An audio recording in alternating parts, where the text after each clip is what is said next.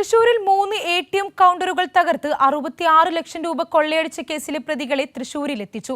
ഹരിയാന സ്വദേശികളായ 5 പ്രതികളെയാണ് തൃശൂർ CJM കോടതിയിൽ ഹാജരാക്കി 5 ദിവസത്തേക്ക് പോലീസ് കസ്റ്റഡിയിൽ വാങ്ങിയത്.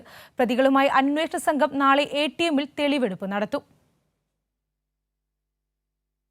തമിഴ്നാട് പോലീസ് കൈമാറിയ തൃശൂർ ബാങ്ക് ATMകളിൽ കവർച്ച നടത്തിയ കേസിലെ 5 പ്രതികളെ കേരള പോലീസ് അന്വേഷണ സംഘം ഇന്ന് ഉച്ചയ്ക്ക് ശേഷമാണ് തൃശൂരിൽ കൊണ്ടുവന്നത്. ഹരിയാന സ്വദേശികളായ 5 പ്രതികളെ ആദ്യം തൃശൂർ ജനറൽ ആശുപത്രിയിൽ കൊണ്ടുവന്ന് വൈദ്യപരിശോധന നടത്തി. ശേഷം തൃശൂർ CJM കോടതിയിൽ ഹാജരാക്കി 5 ദിവസത്തേക്ക് പോലീസ് കസ്റ്റഡിയിൽ വാങ്ങുകയായിരുന്നു.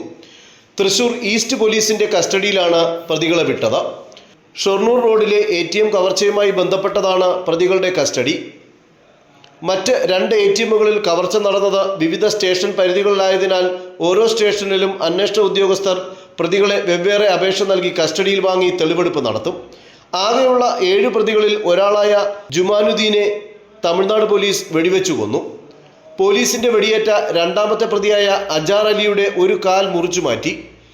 ഇർഫാൻ, സുഖീർ ഖാൻ, മുഹമ്മദ് കുക്രം, സബീർ, മുബാരിക് എന്നീ 5 പ്രതികളുമായി പോലീസ് സംഘം നാളെ ഷൊർണൂർ റോഡിലെ SBI ATM കൗണ്ടറിൽ തെളിവെടുപ്പ് നടത്തും. കഴിഞ്ഞ 27 പുലർച്ചെ 3 മണിക്കും 4 മണിക്കും ഇടയിലായിരുന്നു തൃശൂർ നഗരത്തിലെ 3 ATMകളിൽ കവർച്ച നടന്നത്.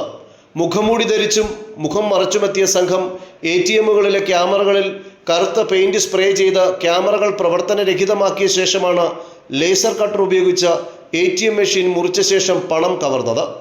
പിന്നീട് പ്രതികൾ പണം നിറച്ച കാറുമായി കണ്ടെയ്നറിൽ പോകവേ തമിഴ്നാട്ടിൽ വെച്ച് പോലീസുമായി ഏറ്റുമുട്ടലുണ്ടാവുകയും ഒടുവിൽ തമിഴ്നാട് പോലീസിന്റെ കൈകളിൽ അകപ്പെടുകയുമായിരുന്നു.